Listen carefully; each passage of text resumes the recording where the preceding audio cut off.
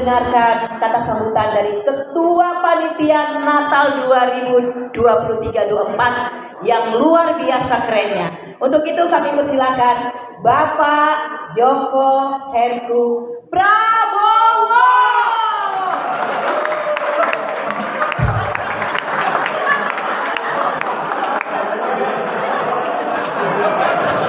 Sinyal. Yang di belakang dibenci loh.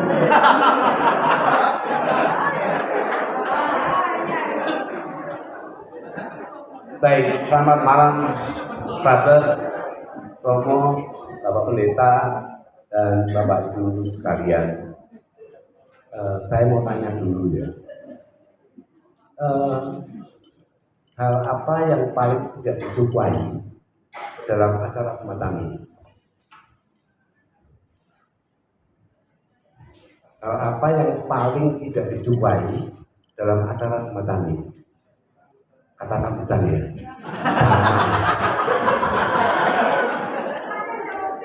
Baik, karena nggak disukai, saya nggak akan berpanjang lebar.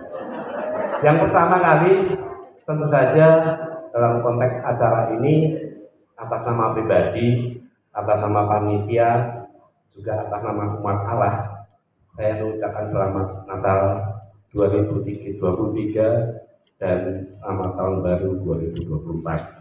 Immanuel, Allah beserta kita. Amin. Yang kedua, tentang acara ini, ya tadi sudah jelaskan bahwa ini adalah acara kali yang ketiga kita buat. Terus terang saya korban tahun lalu ketika acara kedua itu tiba-tiba saya dulu di pojok sana, yuk kondangan gitu. Sehingga saya harus menjalani hari ini ya, untuk yang ketiga ini. Saya merasa dalam perjalanan saya bersama-sama bahwa ini sebuah hal yang baik, sebuah hal yang perlu dilestarikan, karena saya menjadi lebih terbuka, bukan hanya satu RW saya sudah cukup, tapi lintas RW dengan lintas keyakinan juga. Dan proses yang kita buat selama sebulan ini sungguh saya terkesan. Jadi artinya apa? Jangan takut jadi ketua yang akan datang.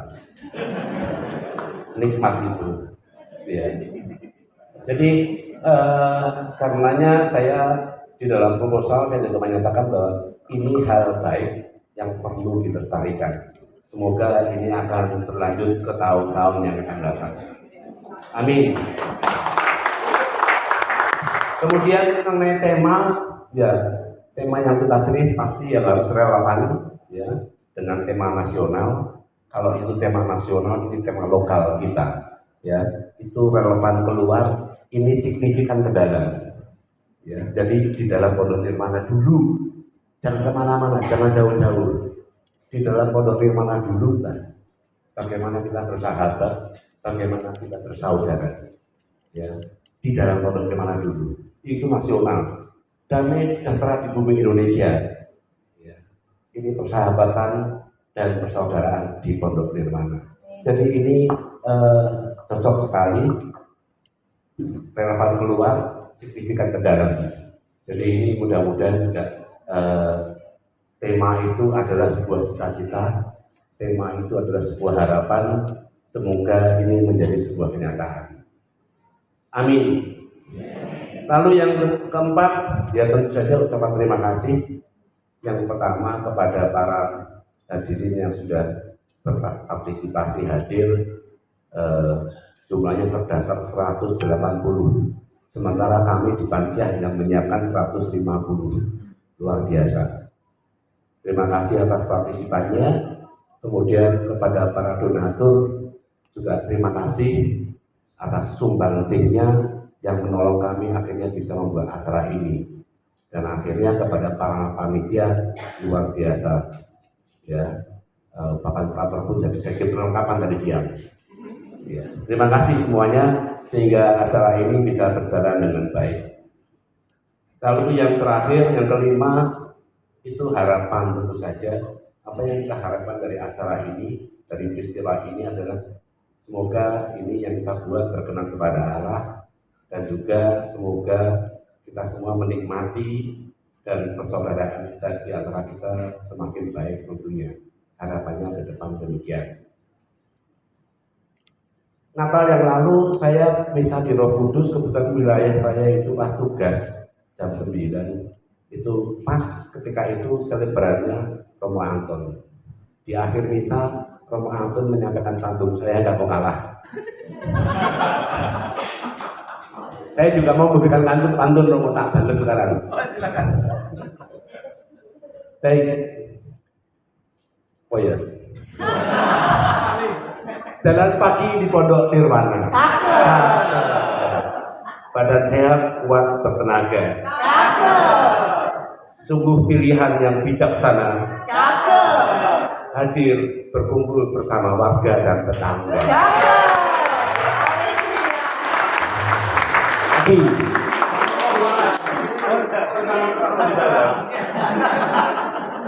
Lagi. Naik kereta ke Surabaya. Cukup sekian sambutan saya.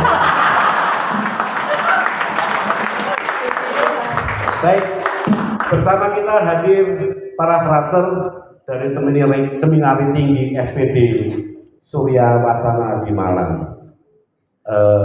Saya minta hadir di depan bersama saya. Kita akan berkenalan. Tadi silakan frater, silakan ambil mic. Saya mau pelonco sekarang. Kesempatan. Ya, tentunya kita ingin lebih mengenal mereka. Saya akan mencoba memberikan beberapa pertanyaan supaya kita semua lebih mengenal mereka.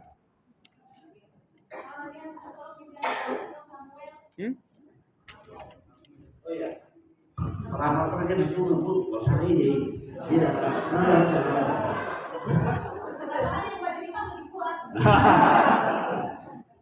Baik, ini ada 7 frater.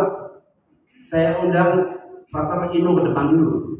Frater Ino, ini frater Ino. Frater, saya mau tanya, ya, Romo, Suster, frater segala itu apa sih? Baik, shalom untuk kita semua. Shalom. Apa itu Romo, apa itu frater, apa itu suster? Apa perbedaannya? Perbedaannya secara signifikan bisa dikatakan dari tugas-tugasnya.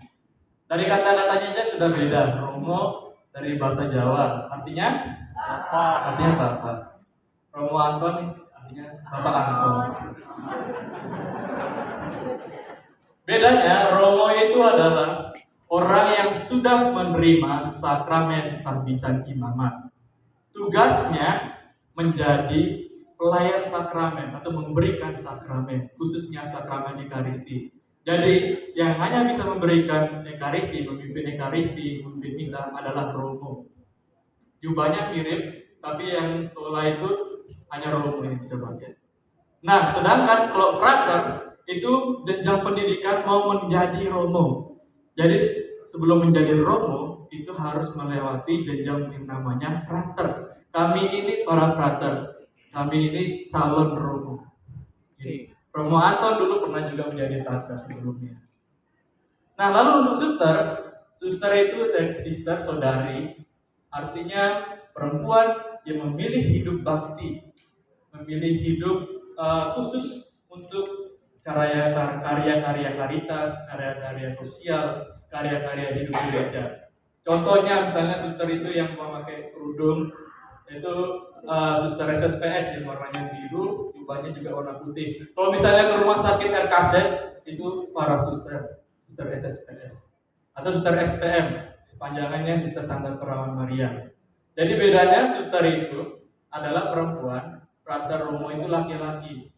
Mereka tidak boleh menikah karena hidup selibat, hidup yang dikhususkan selibat. Jadi tidak menikah. Saya rasa itu saja dari tugas-tugasnya sangat signifikan berbeda. Frater belum kenalin diri dari mana frater ini? Saya frater Imam.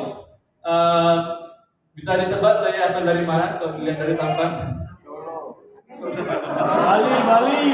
Oh benar, dari Bali. Asal saya dari Bali, rumah saya di Bali. Saya lahir besar di Bali. Cuman bapak ibu saya bukan asli Bali. Bapak saya Flores NTT, ibu saya Jawa Kediri, ketemu di tengah-tengah di Bali. Itu saja. Saya Brother Ino dari Bali. Terima kasih Pak Rino. Sekarang saya mau yang tengah dulu nih, Pastor Stephen. Mari silakan Pastor Stephen. Silakan tentang Pastor Stephen dan mengapa kepingin jadi Romo. Mengapa? Selamat malam untuk kita semua. Pertanyaan tadi mengapa mau jadi Romo? Bagi yang pertama itu karena saya berdasarkan pengalaman saya kasihan dengan Romo paroki saya pada waktu itu. Yang kedua karena saya melihat umat sangat merindukan Ekaristi, tentu juga merindukan kehadiran pelayanan dari Romo, seorang Romo. Jadi saya dari tempat saya, yaitu tempat pedalaman di Kalimantan, sekitar tahun 90-an sampai tahun 2000-an. Di tempat kami hanya ada satu Romo yang melayani kami di sana. Satu paroki dan ada belasan gereja stasi atau wilayah pelayanan. Hanya satu Romo, jadi untuk melayani semua umat di sana, khususnya di gereja-gereja stasi, itu kebetulan saya juga di gereja stasi, kami baru mendapat pelayanan sekitar 2 bulan sampai 3 bulan sekali mendapat pelayanan. Dan menariknya kalau misalnya hari Natal seperti ini, biasanya dirayakan pada tanggal 25, kami di stasi itu tidak merayakan tepat pada tanggal 25, tapi di bulan Januari selalu lewat. Karena tergantung dari jadwal pelayanan Romo. Karena Romo cuma satu. Sudah gitu jaraknya jauh dan juga medannya sangat-sangat. Emang dari mana Romo? Emang dari mana? Saya kalau dari wajah ini Flores. Saya asli Flores ND, tapi lahir dan besar di Kalimantan Timur, Panagung Samarinda. Oh iya. Tapi saya di bagian kecamatan di Morawahol, jadi di pedalaman. Nah, karena saya melihat perjuangan seorang Romo paroki kami yang melayani umat sebanyak ada belasan gereja stasi, dan kalau beliau sakit atau berhalangan, tentu umat di sana tidak ada yang melayani. Dan di situ saya melihat, saya berpikir kalau misalnya ada sampai 2 atau 3 Romo, mungkin kami di umat di sana bisa dilayani secara lebih rutin. Di situ saya mulai tumbuh niat saya untuk menjadi seorang Romo. Dan juga saya melihat bagaimana antusias umat di sana untuk merayakan Ekaristi. Kalau misalnya ada kunjungan dari Romo, itu umat, dan biasa kunjungan itu di hari kerja, nggak mungkin hari Minggu, selalu pas hari kerja. Walaupun pagi kerja dari pagi sampai sore, malamnya itu adakan misa bersama, umat selalu datang hadir dan penuh. Kalau misalnya ada pelayan dari Romo dan selalu penuh. Dan situ saya melihat kerinduan umat-umat sekalian yang di tempat saya, di gereja tempat saya sana, dan itu juga menambah memotivasi saya untuk menjadi seorang imam. Kira itu saja. Terima kasih Pak Stephen. Semoga tercapai. Kemudian Pak Terjong.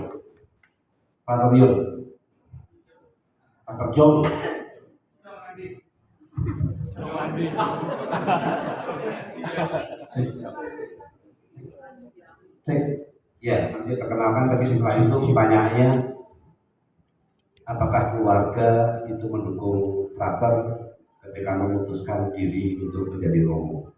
Silakan perkenalkan dulu. Selamat malam kita semua. Perkenalkan, nama saya Brother Jong. Saya berasal dari Kalimantan Timur. Pertanyaan ini menurut saya agak berat ya. Memang perjalanan saya dari awal ingin menjadi panggilan Tuhan memang itu tidak mudah. Mengapa? Karena pertama saya menyatakan untuk bergabung atau menjalani panggilan hidup Tuhan, tetapi kedua orang tua saya tidak mengizinkan saya. Alasan yang pertama, karena saya anak laki-laki, kami 3 bersaudara, saya anak laki-laki yang pertama, hanya sendiri. Karena bapak saya, beratnya di bapak saya. Karena bapak saya mengatakan nanti tidak ada keturunan. Itu yang pertama. Yang kedua, itu dalam kehidupan kami, itu kehidupan membiara itu tidak familiar. Gitu. Terus terang Bapak Ibu, saya ini bukan dari keluarga Kristiani atau Katolik yang tulen ya. Tetapi saya percaya bahwa kalau ini adalah panggilan Tuhan, Tuhan pasti memberikan jalan untuk diri saya dan juga membentuk hati kedua orang tua saya. Dalam pendidikan saya kurang 10 tahun ini, ya bulan di bulan, akhirnya dalam perjalanan waktu orang tua saya mengizinkan saya sampai saat ini. Itu saya dari saya. Terima kasih. Terima kasih. Sekarang Faktor Felix lagi.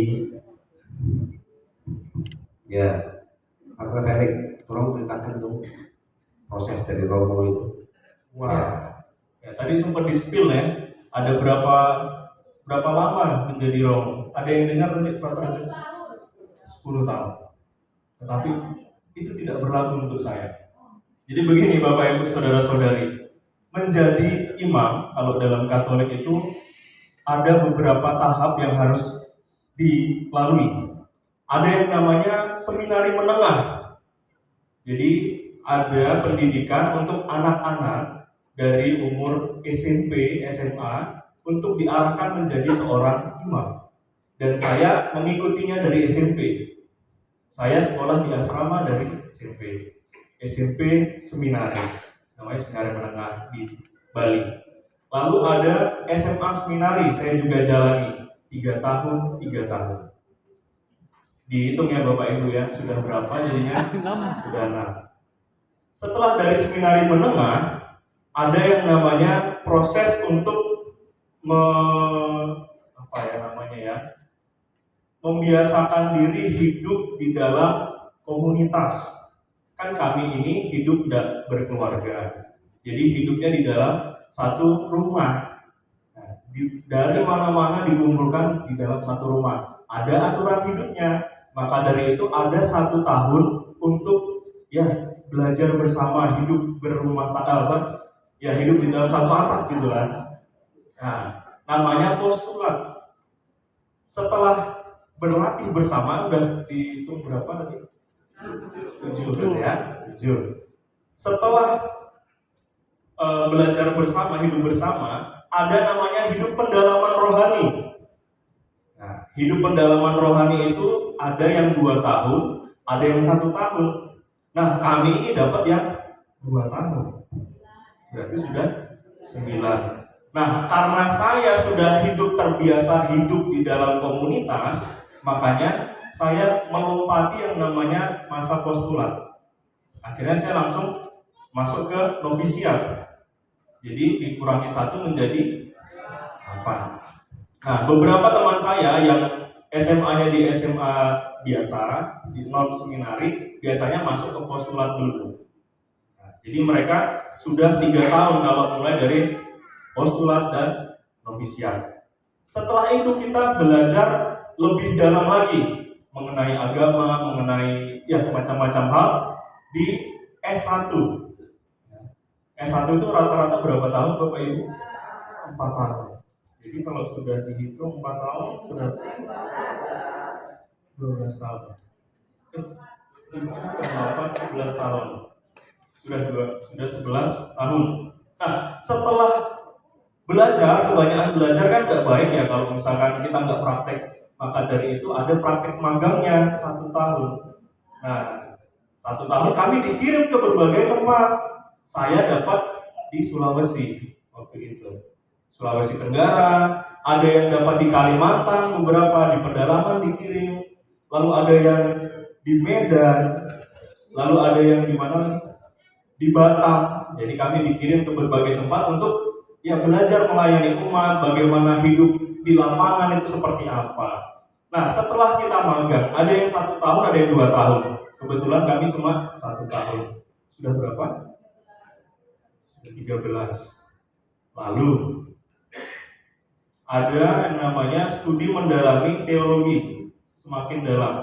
Itu S2 kami tempuh dalam waktu 2 tahun. Dan kami ini adalah orang-orang yang sudah menempuh di tahun kedua itu. Nah, jadi sudah berapa ini? Sudah 15 tahun. Sudah lama ya? Oke, sudah 15 tahun. Tetapi sebelum kami menyelesaikan yang namanya S2, ada 1 tahap di mana kami masuk ke dalam ya kumpulan orang-orang yang sudah secara bisa dikatakan sudah resmi yang namanya diakon. Diakon itu boleh melayani pernikahan, pembaptisan, dan melayani umat, tetapi belum boleh merayakan misa ekaristi. Itu kami jalani 6 bulan. Tetapi itu ada di masa di mana kami menjalani masa S2 kami. Jadi itu tidak dihitung biasanya. Nah, setelah kami menjalani semuanya itu, barulah kami ditahbiskan menjadi romo. Jadi berapa tahun? Masih 15, betul. Lebih dari setengah hidup saya habiskan tidak bersama dengan keluarga saya, tetapi bersama ya para jomblo ini. Oke. Jadi ada yang 15 tahun, tetapi ada yang tidak sama seperti saya. Jadi melalui postulat, novisiat 2 tahun, lalu kurang dari saya. Lalu S1 2 tahun, lalu praktek 1 tahun, dan S2 2 tahun. Jadi 10 tahun seperti Frater John. Jadi ada yang 15 tahun, ada yang 10 tahun. Sebentar ya. Jadi seperti itu Bapak Ibu pendidikan kami. Saya kira itu saja. Terima kasih Bapak Felix. Sekarang Pak Polri. Ya. Kata Polri, apa hal yang paling menyenangkan sih dalam proses menjadi romo itu? Emang ada? Banyak yang tidak menyenangkan juga banyak. Oh iya, yang menyenangkan aja. Baik, salam Bapak Ibu. Nama saya Frater Flori. Saya dari Flores Barat di Labuan Bajo. Ada yang sudah pernah ke sana? Nanti saya ajak ke sana. Baik, pertanyaannya itu apa yang menyenangkan tadi ya? Ya, yang menyenangkan banyak sekali Bapak Ibu. Tapi karena dibatasi waktu nanti tidak mungkin saya sampaikan semuanya. Tetapi saya mau menyampaikan satu hal, dan saya melihat tadi tema yang diusung oleh Bapak Ibu itu sangat cocok untuk menggambarkan, menjelaskan jawaban saya. Apa yang menyenangkan pengalaman saya selama kurang lebih 10 tahun menjalani panggilan untuk menjadi romo.